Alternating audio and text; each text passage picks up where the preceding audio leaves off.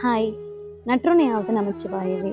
இன்னைக்கு எந்த ஸ்டோரியும் சொல்ல வரல. என்னோட லைஃப்பில் நடந்த ஒரு சின்ன எக்ஸ்பீரியன்ஸ் தான் சொல்ல வரேன்.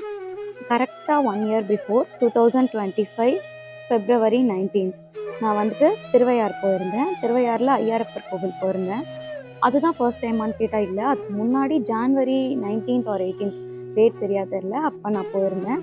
அந்த டைமில் வந்துட்டு கும்பாபிஷேகத்துக்கு வேலை நடந்துட்டு இருந்துச்சு. சரியாக சாமியை தரிசிக்க முடியல, ஆனால் நான் பார்த்தேன்.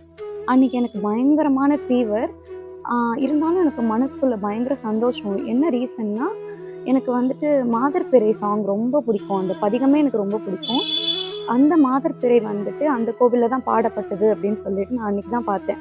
அதுக்கு முன்னாடி தெரியல, அது சர்ச் பண்ணிட்டும் போல். அது பார்த்தோன்னே எனக்கு ரொம்ப சந்தோஷம். அந்த ஃபீவர்லேயும் வந்துட்டு நான் கோவில்லாம் சுற்றிட்டு பதிகம்லாம் படிச்சுட்டு தான் நான் போனேன். கும்பாபிஷேகம் முடிஞ்சோடனே வரணும் அப்படின்னு நினச்சேன்.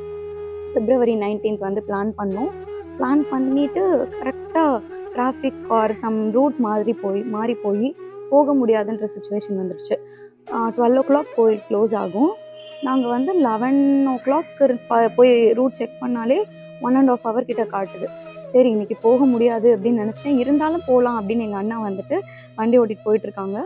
போகும்போதெல்லாம் எப்படியாச்சும் ஒன்று பார்த்துடணும் அப்படின்னு சொல்லிட்டு நினச்சிட்டு வேண்டிகிட்டே போயிட்டுருக்கேன். போனால் ஐயாராவை பார்த்தாச்சு. ஐயாராவோட நல்ல தரிசனம் கிடச்சிது. இது வரைக்கும் ஒரு 4 to 5 times போயிட்டேன் இந்த 1 yearல. அவ்வளோ ரொம்ப பீஸ்ஃபுல்லாக ரொம்ப நல்லா இருக்கும் அந்த எக்ஸ்பீரியன்ஸ். நீங்களும் திருவையார் சைடோ இல்லை திருச்சி சைடோ தஞ்சாவூர் சைடோ இருந்தீங்கன்னா மறக்காமல் போயிட்டு ஐயாராவை தரிசனம் பண்ணுங்கள். ஓகே, பாய், நன்றி.